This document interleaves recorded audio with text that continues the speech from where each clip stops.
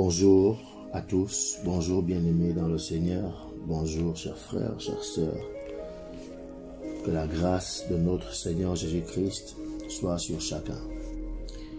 Dieu me met à cœur ce matin de partager un programme d'enseignement avec nous via ce média au travers duquel vous pouvez m'écouter où vous êtes, dans vos lieux de travail, à l'école, dans le taxi, à la maison, peu importe où vous êtes.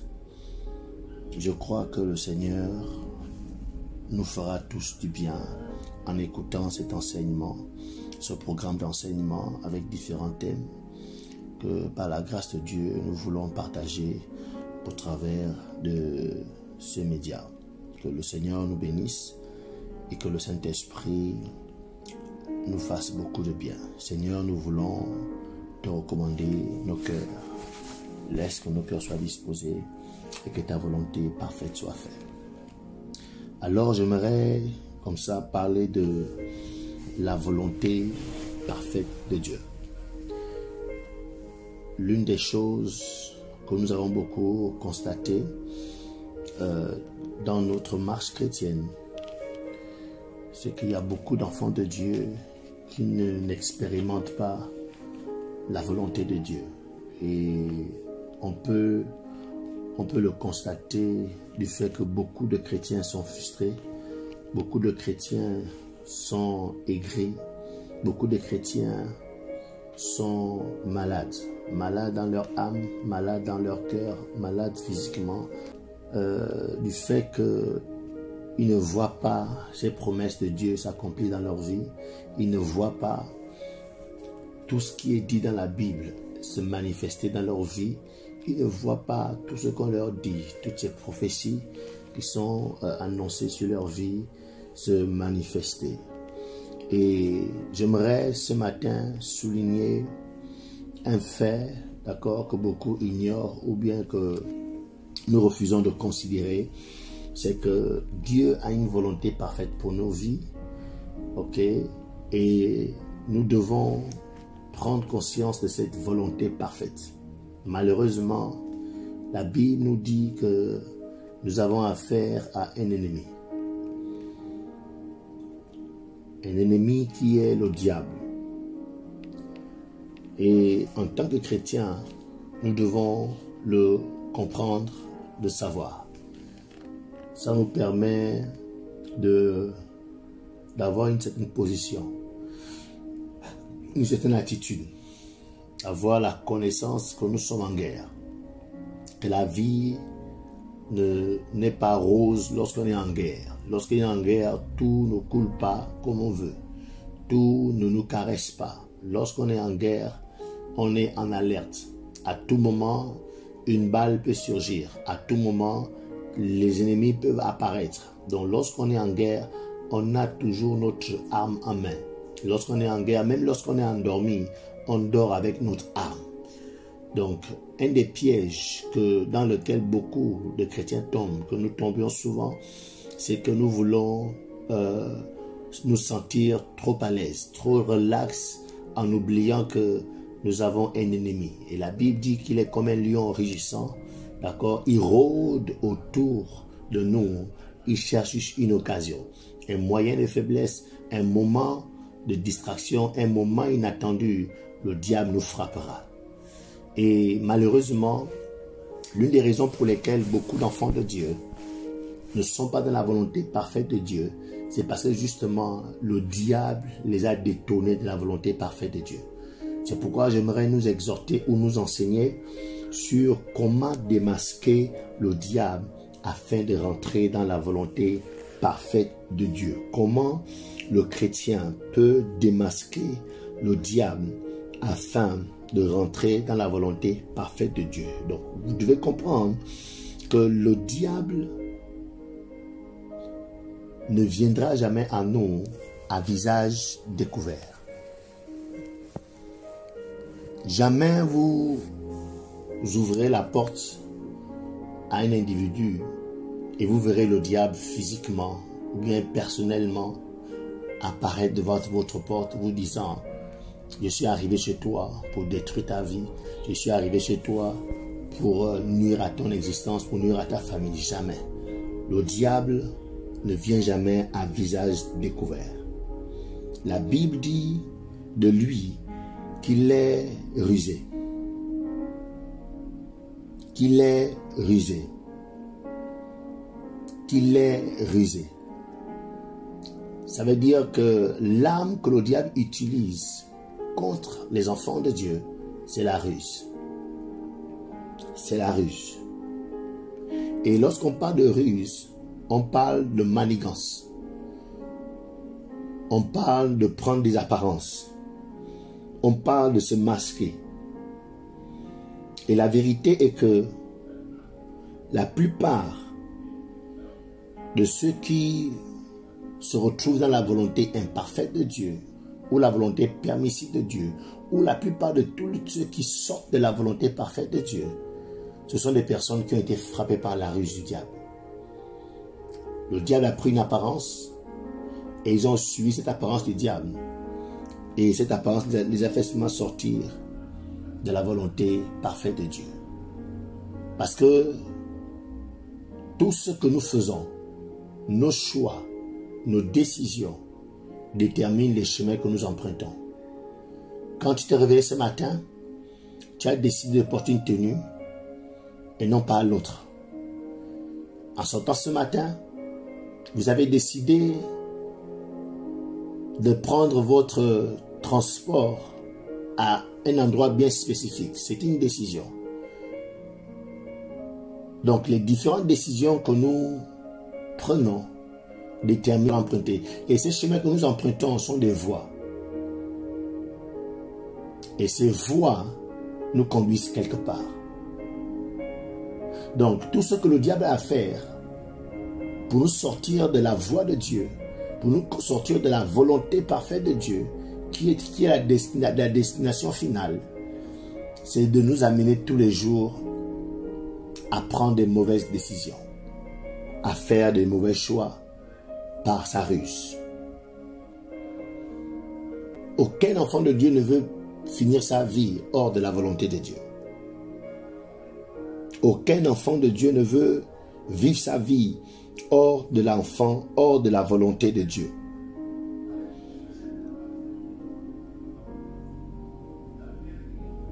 Donc pour y arriver, pour nous rassurer que nos choix et nos décisions nous conduiront dans la volonté parfaite de Dieu, nous devons être capables de démasquer le diable lorsqu'il se présente devant nous. Être capable de démasquer ses ruses, de démasquer ses manigances lorsqu'il se présente devant nous. Parce que sa ruse, parce que sa séduction, parce que son mensonge, parce que tout ce qu'il fait devant nous ont pour seul objectif de nous détourner de la volonté parfaite de Dieu. Tout simplement. De nous détourner de la volonté parfaite de Dieu. De ne pas faire ce que Dieu a prévu que nous puissions faire. De ne pas être là où Dieu a prévu que nous puissions être. De ne pas dire ce que Dieu a prévu que nous puissions dire. Tout simplement. Et quand il est dans Apocalypse chapitre 12, verset 9, la Bible le présente. La Bible dit qu'il séduit toute la terre. Il séduit toute la terre. Il n'y a pas un être humain dans ce monde qui n'est pas sous la séduction du diable. Tous, chrétiens ou pas chrétiens, hommes de Dieu ou pas hommes de Dieu, tous les êtres humains sont sous sa séduction, selon Apocalypse 12, verset 9. Et Éphésiens chapitre 6, verset 11 nous dit: tenez ferme contre les ruses du diable. Tenez ferme contre les ruses du diable. Tenez ferme contre les ruses du diable.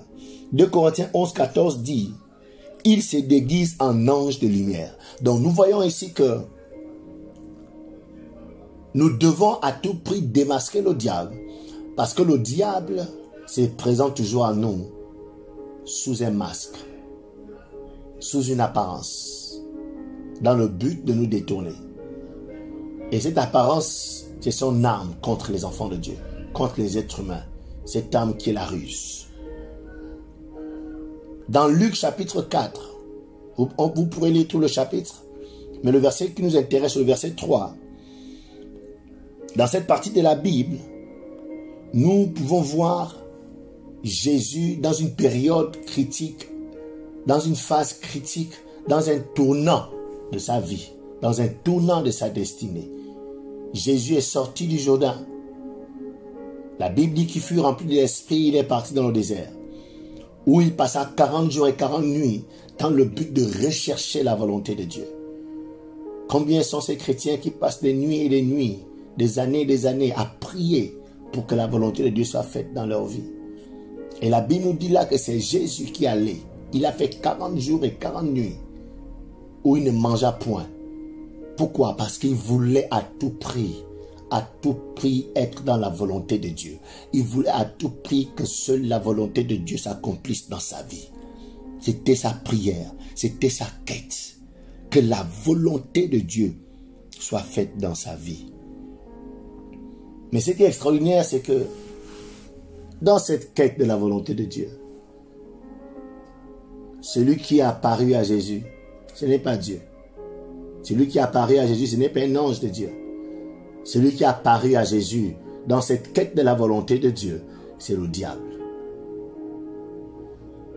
Rendez-vous compte que c'est lors d'une retraite spirituelle, vous rendez-vous compte que même pendant une veille de prière, le diable peut vous apparaître. Pendant un temps de jeûne, le diable peut vous parler. Vous rendez-vous compte que même pendant que vous êtes dans une atmosphère de prière, le diable peut vous apparaître. Là, le Fils de Dieu était en pleine retraite, en pleine prière. Ce n'est pas un ange qui lui est apparu, mais le diable. Alléluia. Et lorsque vous étudiez la vie de certains grands hommes de Dieu, je ne vais pas citer leur nom, mais beaucoup d'hommes de Dieu qui ont inspiré des religions, des doctrines. Dans leur histoire, vous entendrez toujours qu'ils étaient sur la montagne, qu'ils étaient en retraite quelque part, qu'ils étaient en train de jeûner et quelque chose leur a apparu. Ils ont entendu une voix et cette voix leur a dit ceci, leur a dit cela. Donc par cette expérience avec le Christ, on peut être à même de comprendre que si le diable a pu apparaître à Jésus, le diable a pu aussi apparaître à ces hommes qui ont inspiré ces religions. Aujourd'hui, pour nous chrétiens, nous savons que c'est la perdition de ces personnes qui suivent ces religions. C'est leur perdition. Donc le diable a pu apparaître à ces personnes qui, certainement, en allant chercher Dieu, ils avaient des bonnes motivations. En allant prier, ils avaient la véritable soif de connaître le véritable Dieu. Mais parce qu'ils n'ont pas su démasquer le diable, ils n'ont pas su comment le démasquer, ils ont pris pour compte ce qu'ils ont entendu, ce qu'ils ont vu dans ces temps de retraite.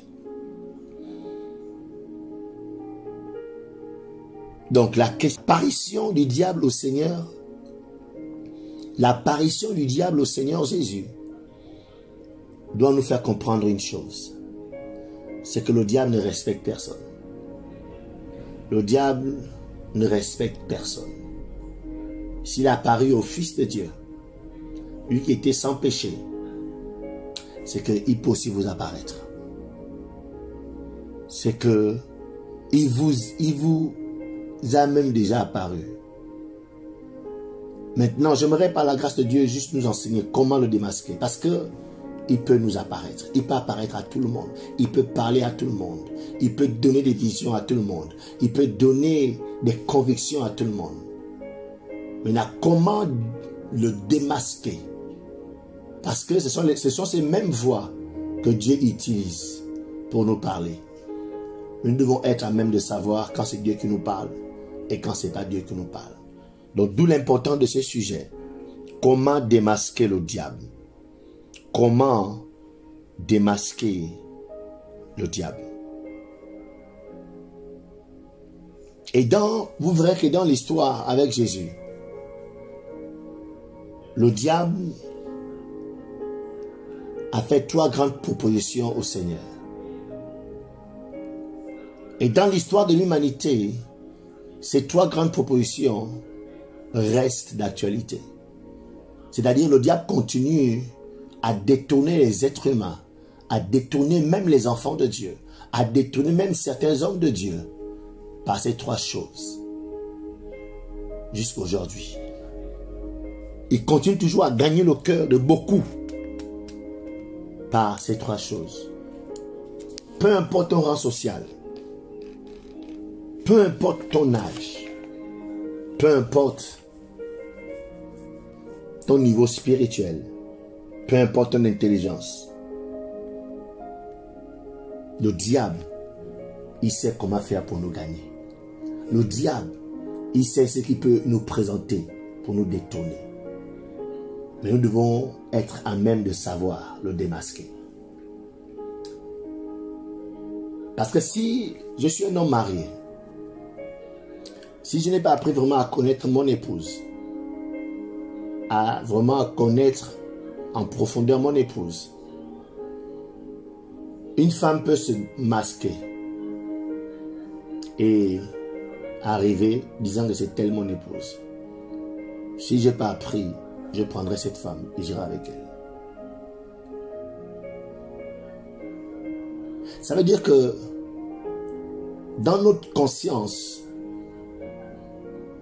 nous pouvons être convaincus d'être dans la voie juste. Nous pouvons être irréprochables, irrépréhensibles.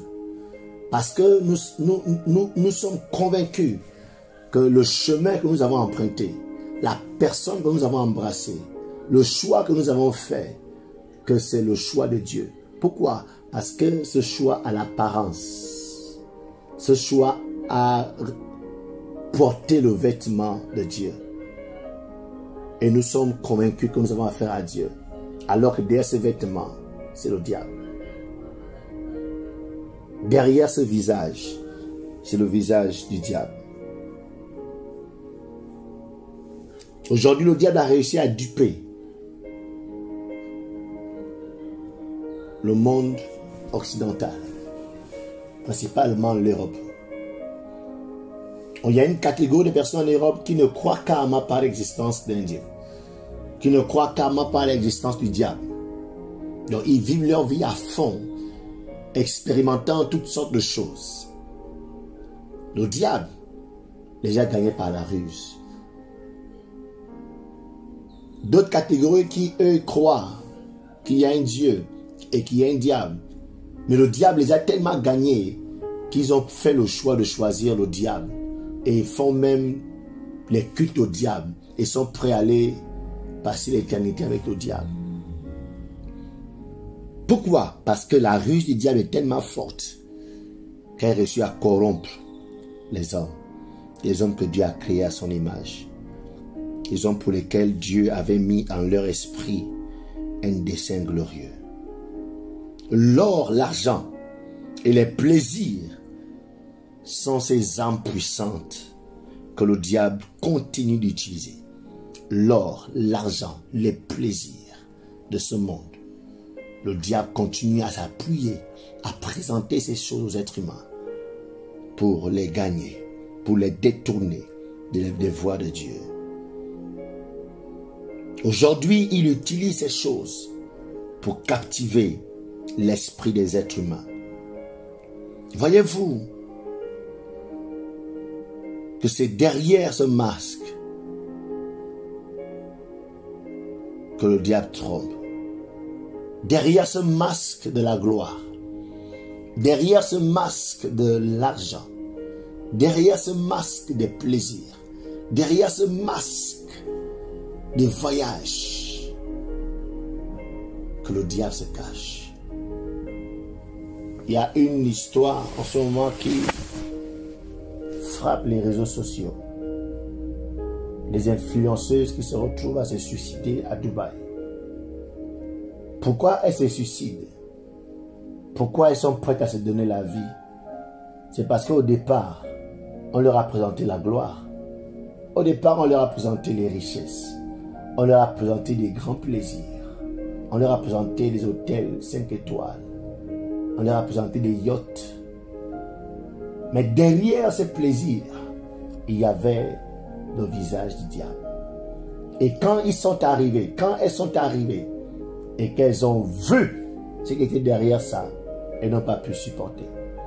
D'autres arrivent à supporter et finissent leur vie avec ça. Et d'autres ne supportent pas. Alors, pris par la terreur, elles préfèrent se donner la vie. Mais ce ne sera pas votre cas au nom de Jésus.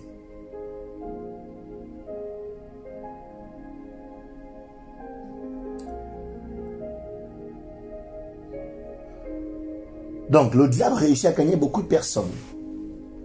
Tout simplement parce que le diable réussit à contrefaire tout ce que Dieu fait.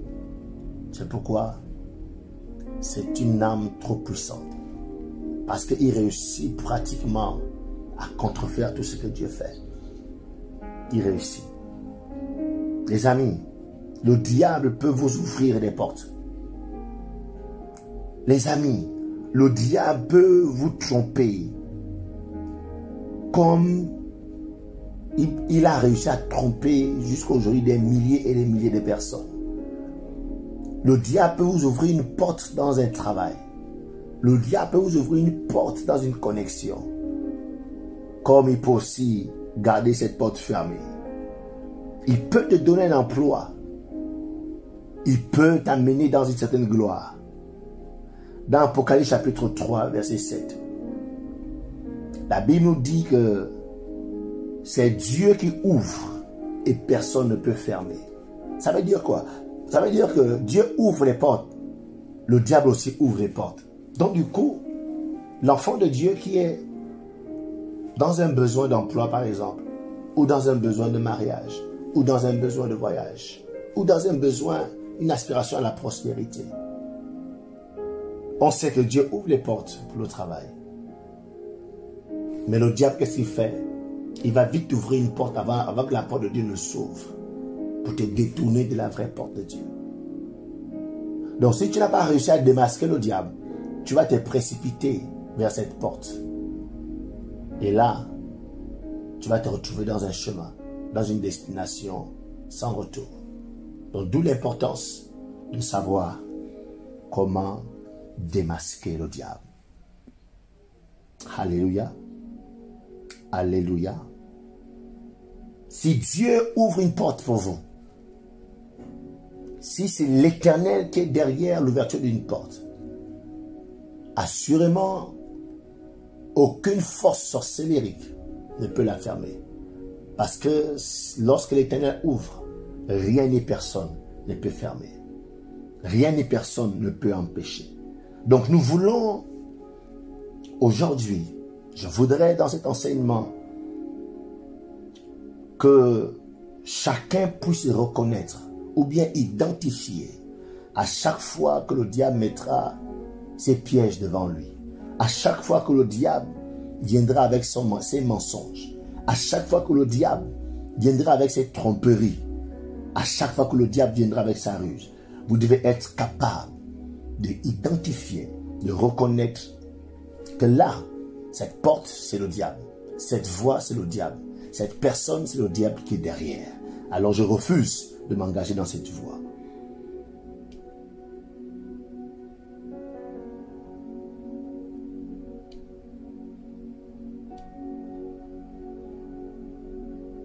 Alléluia.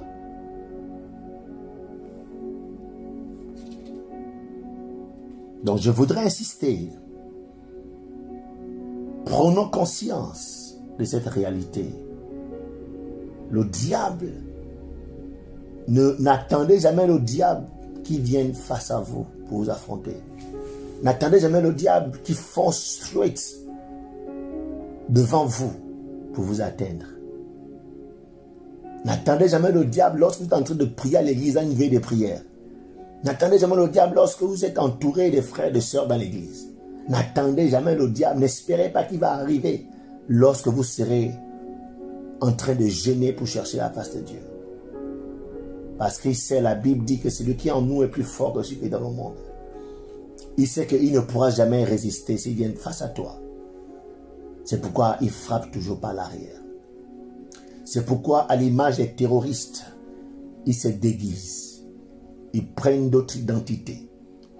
Ils prennent de fausses identités, de faux visages, afin de se fondre dans votre vie, afin de se rapprocher tellement de vous, sans que vous puissiez vous protéger, sans que vous ne puissiez en prendre garde, jusqu'au jour où il sera sûr qu'il peut bien vous atteindre. Et là, il vous atteindra.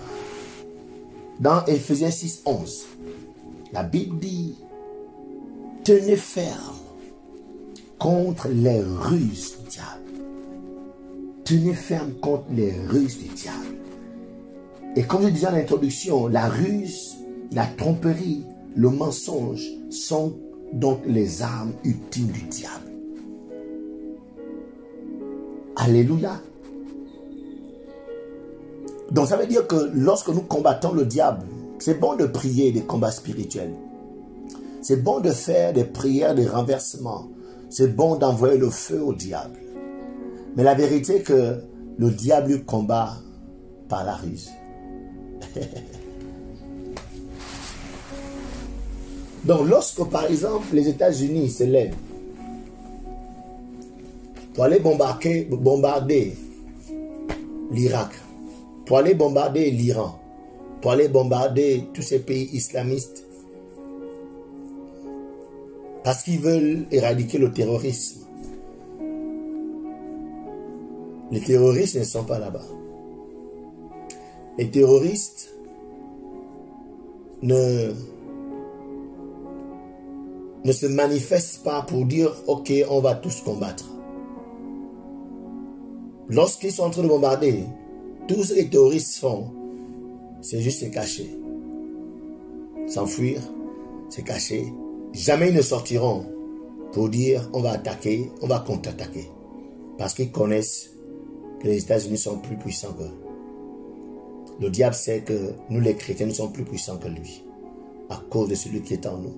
C'est pourquoi il ne sortira jamais dans nos veilles de prière pour nous affronter. Il ne sortira jamais dans nos nuits de prière pour nous affronter. Il attendra le moyen, le jour, le moment où nous sommes distraits, où nous sommes en repos, où nous occupions de nos vies, où nous occupions de nos familles, où nous sommes préoccupés par notre avenir, où nous sommes préoccupés par nos familles. C'est là qu'il prend des visages pour intégrer nos vies et nous détourner, et nous frapper, et nous détruire. C'est là. Je vais lire cette histoire dans la version français courant. Matthieu 4, versets 1 à 4. Permettez-moi de faire la lecture. La Bible dit ceci.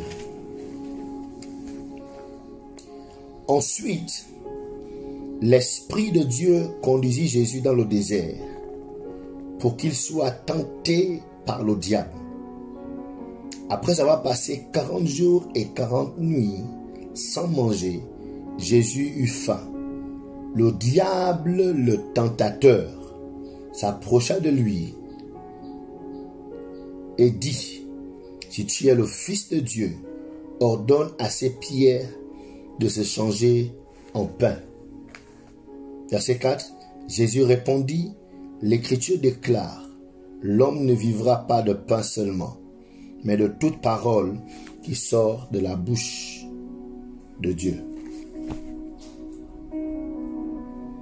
Donc, en petit temps, vous pouvez noter que un des mensonges du diable ou un des masques du diable, une des apparences du diable, c'est de nous amener à croire que nous ne pouvons pas vivre sans certaines choses.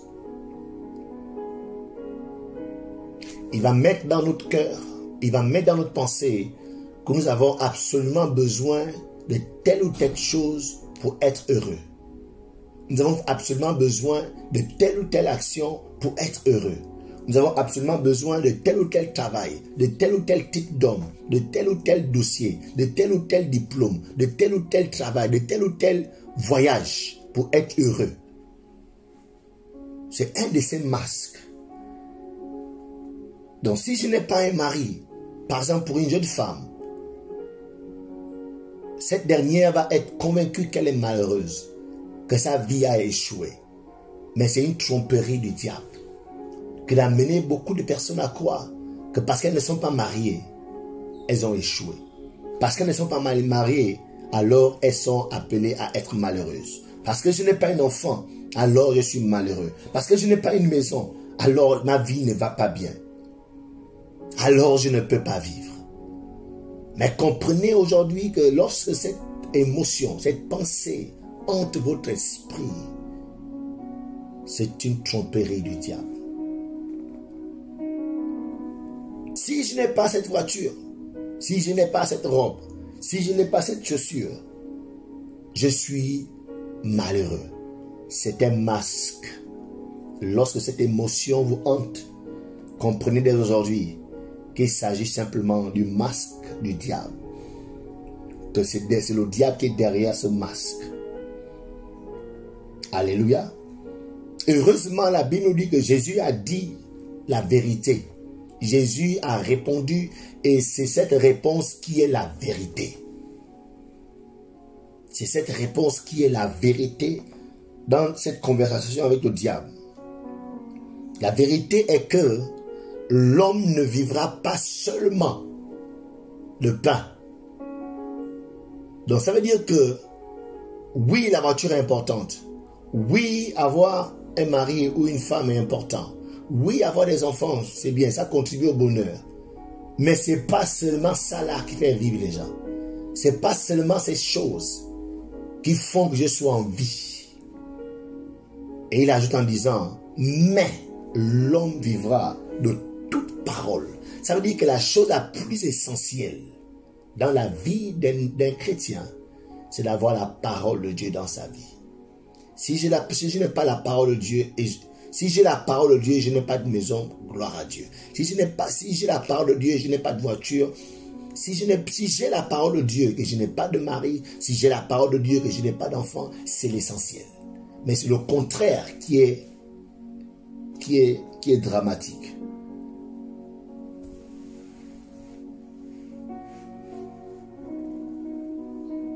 Alléluia.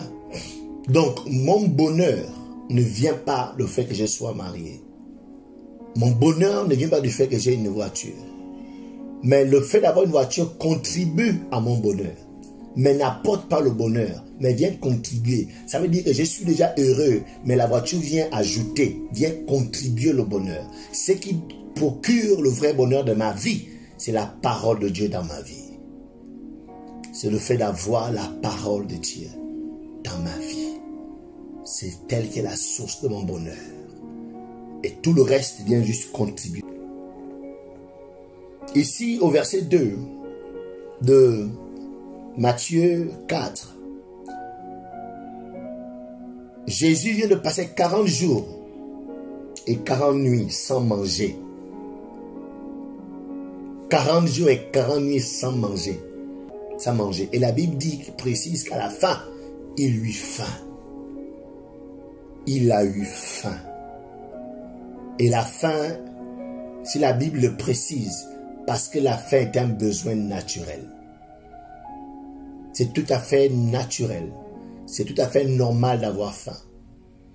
C'est tout à fait normal de désirer avoir une voiture. C'est tout à fait normal de soupirer après une maison.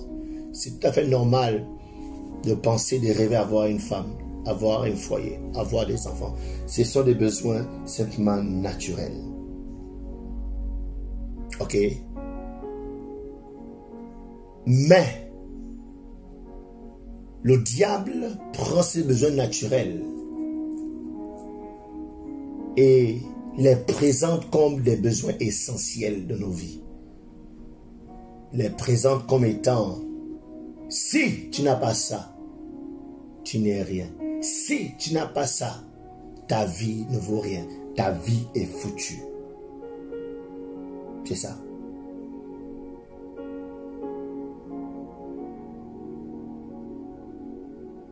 Et vous voyez qu'ici, lorsque le diable avait proposé la chose à Jésus, il a attendu que Jésus soit bien faible. Il a attendu qu'il y ait vraiment le besoin. Ce besoin naturel soit présent dans la vie de Jésus. Autrement dit, il a attendu que Jésus-Christ soit faible. Le diable ne vous attaquera jamais où vous êtes fort. Le diable ne vous attaquera jamais lorsque tout va bien. Il attendra lorsque vous serez faible dans un certain domaine de vos vies. Lorsqu'une jeune femme qui a dépassé la trentaine,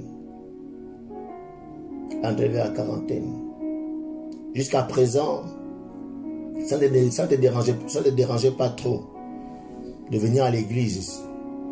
Tu as 25 ans sans homme, 28 ans sans homme. Mais dès que 30 ans dépassent, tu commences à t'inquiéter. Et là, quand le diable voit que l'inquiétude grandit en toi, il apparaît. Il te fait maintenant croire, il te révèle combien l'homme est important dans ta vie. Et que si cet homme n'est pas là, ta vie sera triste. Pourquoi tu passes ton temps même dans cette église? Tu vois que dans cette église, il n'y a pas l'homme qu'il te faut. Mais regarde tes collègues depuis là qui veulent de toi. Et ils te orientent vers ses collègues. Parce que ces collègues justement sont ses instruments pour te détourner de la volonté de Dieu. Donc il attendra quand tu seras faible dans un domaine de ta vie. Il attendra quand tu seras faible quelque part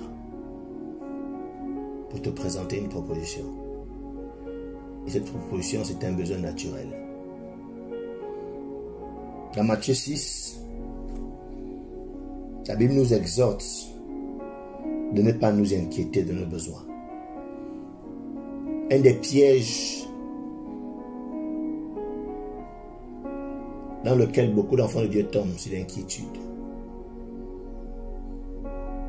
Et dès que tu commences à t'inquiéter de quelque chose, tu attires déjà le diable. Et Jésus-Christ a été clair, ne vous inquiétez de rien. Le diable ne te tentera jamais où tu n'as pas d'inquiétude. C'est lorsque ton cœur commence à s'inquiéter de quelque chose que le diable, par sa ruse, vient te proposer ce qui va te détourner de la volonté de Dieu. Mais si tous ensemble, nous pouvons croire et accepter ce que Jésus-Christ dit, cette parole de Jésus, Jésus a dit, l'homme ne vivra pas de pain seulement. L'homme ne vivra pas de pain seulement. L'homme ne vivra pas de pain seulement. L'homme ne vivra pas de pain seulement. Les amis, lorsque vous allez le comprendre et que vous allez l'intégrer dans vos cœurs, l'intégrer dans vos esprits, que ce n'est pas le fait d'avoir une voiture qui te rend heureuse, qui te rend heureux, mais que tu es déjà heureux. Mais les autres, tout le reste, vient juste contribuer à ton bonheur. Tu auras déjà beaucoup d'avance sur le diable. Vous serez libre de suivre le Seigneur Jésus. Vous serez libre de faire véritablement la volonté de Dieu. Vous serez libre de marcher tête haute avec ou sans les possessions de ce monde. Vous serez libre de courir sur votre destinée, vers votre destinée. Vous serez libre de combattre le bon combat de la foi. Et la Bible dit dans Matthieu 6, 33, Si on réussit à chercher premièrement le royaume et la justice de Dieu, notre Dieu se chargera de nous ajouter toutes ces choses.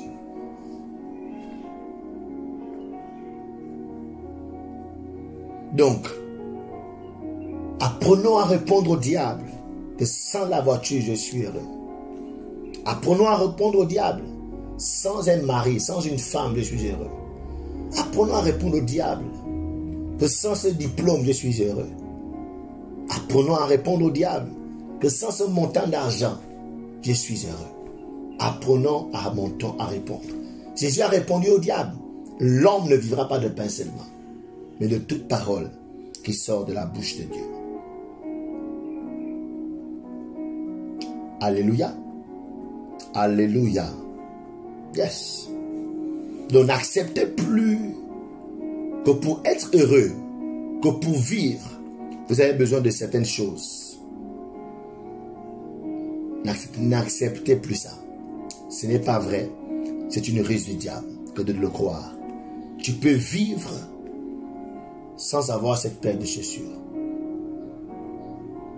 Tu peux être heureuse sans avoir cette robe que tu as vue dans ce magasin. Tu peux être épanoui sans avoir à faire ses tresses sur ta tête. Yes.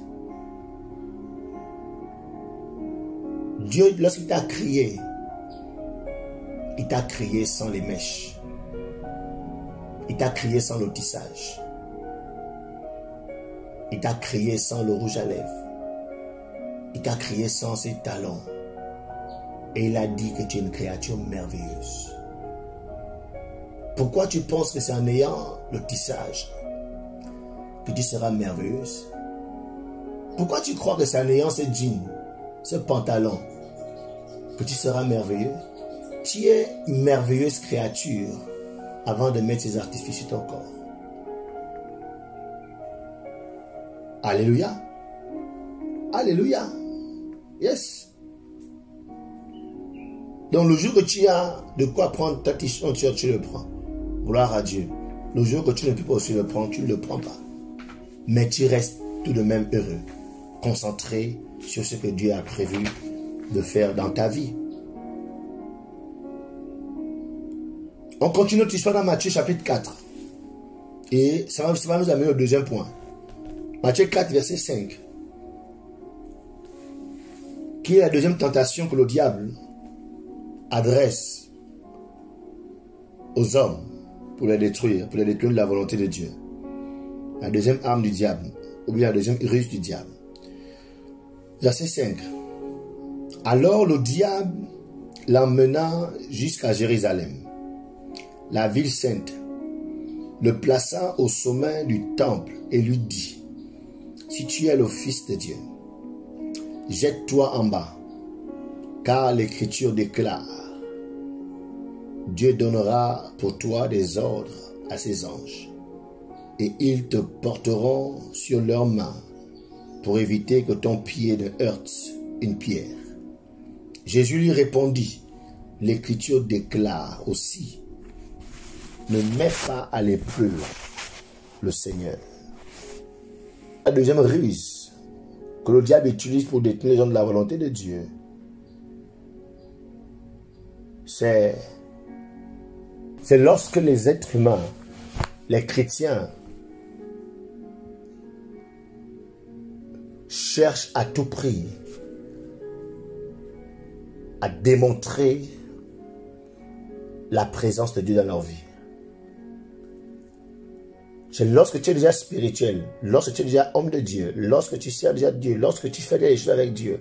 Mais il y a un moment de ta marche chrétienne où tu voudras à tout prix la démonstration de la présence de Dieu. Tu voudras à tout prix prouver que tu es aussi loin. Prouver que toi aussi, tu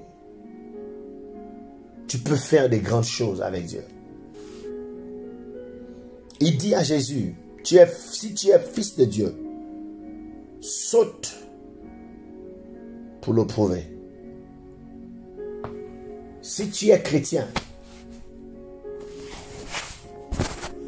prouve. Si tu es spirituel, prouve. Prouve que tu es un. Et aujourd'hui, nous voyons beaucoup de chrétiens qui se font de fausses concurrences. On veut prouver à tout prix que je suis plus loin que l'autre. On veut démontrer à tout prix que je chante mieux que tel. On veut prouver à tout prix que je suis meilleur prédicateur que l'autre. Prouve. Si tu es fils de Dieu, prouve-le. Prouve-le. Donc, nous voyons que le diable cherche à tromper Jésus. Le diable cherche à le tromper. Et beaucoup sont trompés par le diable dans cette affaire de vouloir prouver, de vouloir démontrer combien ils sont loin, combien ils sont talentueux, combien Dieu est avec eux. Beaucoup sont trompés. Beaucoup parce qu'ils veulent à tout prix avoir un signe de Dieu, un signe de sa puissance, un signe de sa manifestation, un signe qui viendra démontrer leur grandeur, un signe qui amènera les gens à les suivre, un signe qui amènera leur église à grandir de façon extraordinaire, un signe qui amènera la popularité dans leur ministère. Dans cette quête, dans cette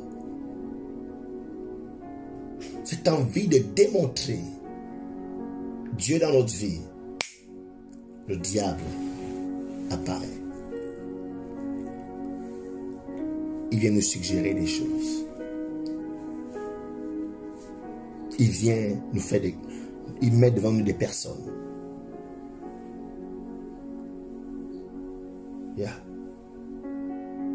Et ce qui explique qu'il y a certains scandales qu'on entend ici et là. Que tel homme de Dieu utilise tel pouvoir, a tel parfum, tel homme de Dieu a tel savon, tel homme de Dieu, on a retrouvé des crânes d'êtres humains sous l'estrade. Tel homme de Dieu visite tel marabout. Pourquoi? Parce que à un moment donné, on a tellement voulu démontrer. On a voulu démontrer que nous aussi, nous sommes les hommes de Dieu. Si tu es un homme de Dieu, prouve. Si tu es un homme de Dieu, prouve-le. Si tu es un chrétien, prouve-le. Et c'est cette tentation dans laquelle beaucoup tombent. Mais derrière cette soif de vouloir démontrer, c'est une ruse du diable. C'est un piège de Satan. Que Dieu nous en épargne. Que Dieu nous épargne de ces pièges.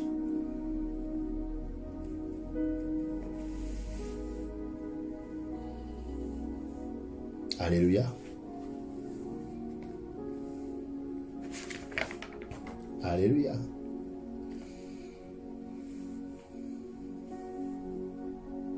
Troisième masque par lequel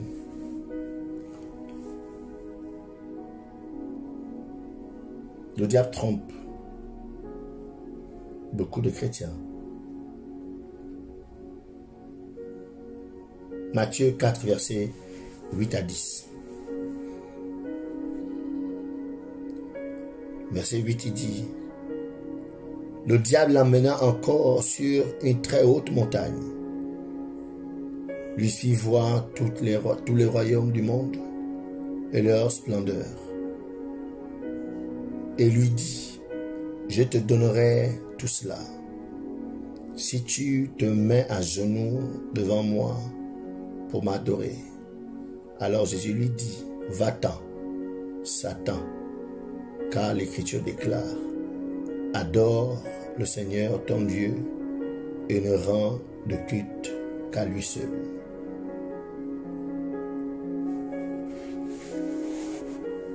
La troisième ruse que le diable utilise pour détourner les gens de la volonté de Dieu, c'est le fait de croire que les gens, on peut tout avoir. On peut tout avoir. C'est une autre tromperie.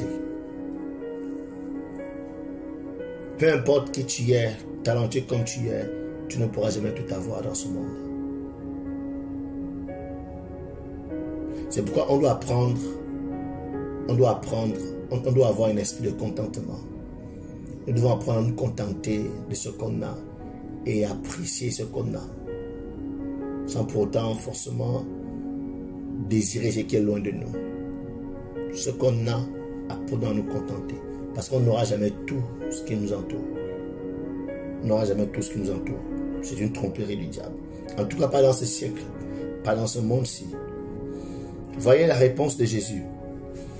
Jésus lui dit, tu adoreras le Seigneur seul et tu le serviras lui seul.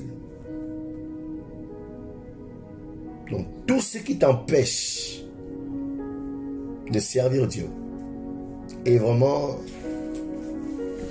ça doit être clair. Parce que, comme je disais, le diable est très rusé. Et de façon subtile, il amène malheureusement beaucoup de personnes à l'adorer. Il dit, Jésus, adore-moi, je te donnerai tout ce que tu vois. Mais dans la réponse de Jésus-Christ, nous avons la révélation de la pensée du diable. Jésus lui dit, il est écrit, tu adoreras l'Éternel Dieu seul et tu le serviras lui seul. Donc dans cette affaire d'adore-moi Jésus, il y a le service derrière. C'est-à-dire, le diable voulait employer Jésus en lui promettant tout ce que Jésus-Christ voyait. Pour dire que tout ce qui t'empêche de servir Dieu, tout ce qui t'empêche de servir Dieu, c'est une autre tromperie du diable dans laquelle tu te retrouvais. C'est un masque du diable dans lequel tu t'es retrouvé. Et ce masque t'a simplement détourné de la volonté de Dieu. Toutes ces heures supplémentaires, tout ce travail qui t'occupe, sous prétexte qu'à la fin, tu auras plus d'argent. À la fin, tu auras des primes. À la fin, il y aura une promotion. À la fin, le patron va t'apprécier. À la fin, ton chef va bien te noter. Toutes ces choses. Mais qui nous empêchent de servir l'Éternel Dieu seul, c'est une autre tromperie du diable. Peu importe tout ce qu'on peut raconter en haut.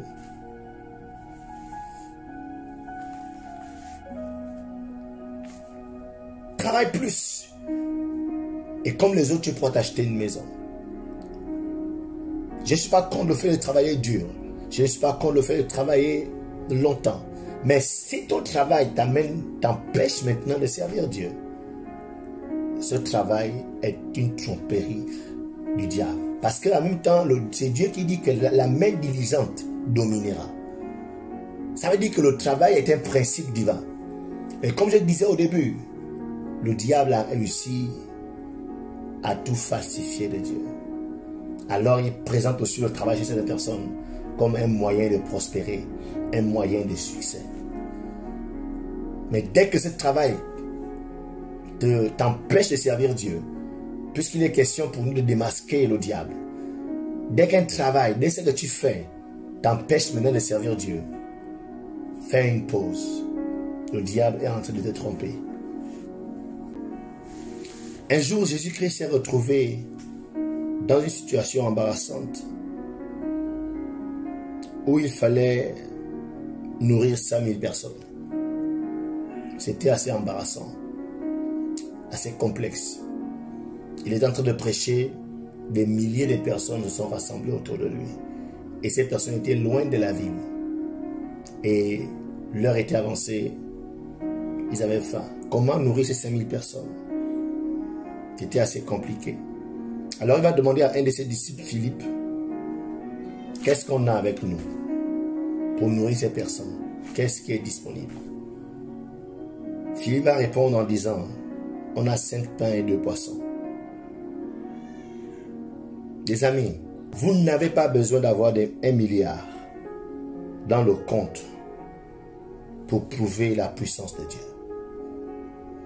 Vous n'avez pas besoin d'avoir des millions pour prouver que Dieu est avec vous. Vous n'avez pas besoin d'avoir des cantines d'argent pour prouver que vous êtes béni de Dieu. Jésus avait juste 5 pains et 1 poisson. 5 pains et 1 poisson. Et 2 poissons, j'allais dire. Pour dire que même avec le peu que vous avez, actuellement, suffit pour démontrer la grandeur de Dieu dans votre vie. Les 5 pains et les 2 poissons étaient suffisants pour Jésus. Étaient suffisants. Donc, apprécions tout ce que Dieu met entre nos mains. Nous devons être capables d'apprécier tout ce que Dieu met entre nos mains. Tu dois bénir le Seigneur pour ton salaire de 100 000. Bénis-le pour ce salaire de 200 000. Rends-lui grâce pour ce salaire de 300 000. Glorifie-le pour ce salaire de 500 000. Bénis-le pour ce salaire de 1 million. Donc, tout ce que Dieu met entre tes mains, bénis-le. Tu dois apprendre à te contenter de ça et à partir de ce que tu as, être capable de glorifier Dieu. Alléluia. Aujourd'hui, je suis pasteur d'une église au Gabon, Foursquare Gabon, qui n'est pas la plus grande ni la plus belle structure religieuse du Gabon, ni la plus nombreuse. Nous sommes un nombre que nous sommes. Mais je sais qu'avec ce nombre que nous sommes, c'est suffisant pour démontrer la puissance de Dieu. C'est suffisant pour démontrer combien Dieu est grand, combien Dieu est fidèle. C'est pourquoi je rends grâce à Dieu pour chaque membre de l'église Foursquare. Je bénis Dieu pour chaque membre qui s'ajoute à Foursquare. Et je ne me précipite pas. Je n'essaie pas de vouloir démontrer que Dieu est avec moi. Je sais qu'avec ceux qui sont là, au temps marqué par Dieu, Dieu démontrera sa puissance. Et il nous amènera où il a prévu que nous puissions être. Pourquoi nous refusons d'entrer dans une porte que lui n'a pas ouverte? Nous voulons entrer dans la porte que lui seul va ouvrir. Et je sais que ce peuple est le meilleur peuple du Gabon. Ces âmes, ces brebis sont les meilleures de toutes les églises du Gabon. Aucune d'elles n'a l'argent pour m'acheter une voiture. Aucune d'elles n'a l'argent pour m'acheter une maison. Aucune d'elles n'a l'argent pour me donner un salaire. Aucune d'elles n'a l'argent pour nourrir ma famille. Aucune d'elles n'a l'argent pour me vêtir. Mais je sais que ce sont les meilleures brebis. Et je n'ai pas besoin de plus grand que ça. De même que Jésus-Christ avait juste besoin de 5 pains et 2 poissons pour nourrir plus de 5000 personnes. J'ai juste besoin de ces personnes qui sont disponibles pour accomplir des grandes choses avec Dieu dans cette nation. Donc, pas besoin d'aller me prosterner devant le diable. Pas besoin pour nous d'aller faire des compromis avec le diable. Parce qu'à tout prix, nous voulons aussi être. Parce qu'à tout prix, nous voulons aussi la popularité. La popularité est inscrite dans notre esprit. La popularité est notre destination. La popularité, la grandeur est notre destination. Je sais qu'assurément, nous y arriverons. Assurément, nous finirons par là. Assurément, c'est notre destinée. Et j'aimerais encourager les sœurs en disant, vous n'avez pas besoin de coucher avec les hommes pour avoir une voiture. Vous n'avez pas besoin de vous prostituer pour avoir 100 000 pour vous acheter une paire de chaussures ou vous acheter un sac. Prenez des clandos, bénissez le Seigneur. Souffrez avec des taxis, bénissez le Seigneur. Prenez un foulard, mettez dans votre tête, allez au travail, bénissez le Seigneur. Avec ce foulard, avec ce clando que vous prenez, Dieu peut manifester sa puissance dans votre vie. Donc n'essayez pas de prouver. Parce que dans cette ambition de vouloir prouver, de vouloir acquérir tout ce qui est autour de vous, le diable se glisse derrière ça et vous détourne de la volonté de Dieu. Jésus a juste rendu grâce du peu qu'il avait. Apprenons à rendre grâce du peu que nous avons.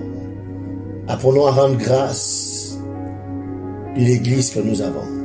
Apprenons à rendre grâce du pasteur que nous avons. Apprenons à rendre grâce des responsables que nous avons. Apprenons à rendre grâce de tout ce que Dieu met entre nos mains. Jésus a juste pris ses 5 pains et ses 2 poissons. Il a rendu grâce. Il a juste rendu grâce. Et après avoir rendu grâce, il a pris ses 5 pains et ses 2 poissons. Par la foi, il a décidé de nourrir ces 5000 personnes avec.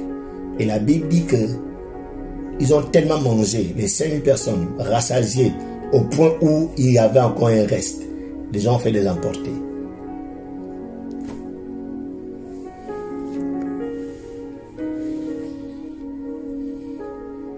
Donc comprenons, démasquer le diable, c'est éviter ces 3 masques sous lesquels il se cache souvent. Éviter ces 3 masques sous lesquels il se cache. Le premier masque, c'est de nous faire croire que nous pouvons être heureux que si nous avons certaines choses dans notre vie. C'est un masque. Deuxième masque, c'est de vous mentir que pour être appelé enfant de Dieu, pour être appelé homme de Dieu ou femme de Dieu, vous devez un certain signe, une certaine manifestation, une certaine puissance de Dieu qui est derrière. Vous êtes déjà loin de Dieu. Croyez-le simplement. Vous n'avez rien à prouver à quelqu'un. Vous êtes un appelé de Dieu. Vous êtes un enfant de Dieu. Croyez-le et marchez avec cette foi. Ne cherchez pas à le prouver. Donc le diable gagne souvent beaucoup de personnes parce qu'ils veulent démontrer, ils veulent prouver quelque chose à ceux qui les entourent. Donc c'est un deuxième masque. C'est une deuxième ruse du diable dans laquelle il ne faut pas tomber. Et la troisième ruse du diable, c'est de vous promettre des choses à condition que vous ne servez pas Dieu. C'est de vous prouver des choses. Vous prouvez la promotion. Vous prouvez une voiture. Vous prouvez une élévation. Vous prouvez l'acquisition de quelque chose. Mais à condition que vous ne servez pas Dieu. Donc tout ce qui vous amène à ne plus servir Dieu, attention, c'est un masque du diable qui est derrière. Que Dieu vous bénisse et que le Saint-Esprit vous donne de comprendre ces 3 ruses du diable et que vous puissiez les démasquer à chaque fois qu'il viendra à se manifester dans votre vie. Au nom de Jésus. Amen. Jesus, lover of my soul. Jesus, I'll never let you go. You've taken me from miry clay, set my feet upon a rock, and now I know I love you, I need you. Though my world may fall, I'll never let you go. My Savior, my closest friend, I will worship you until the very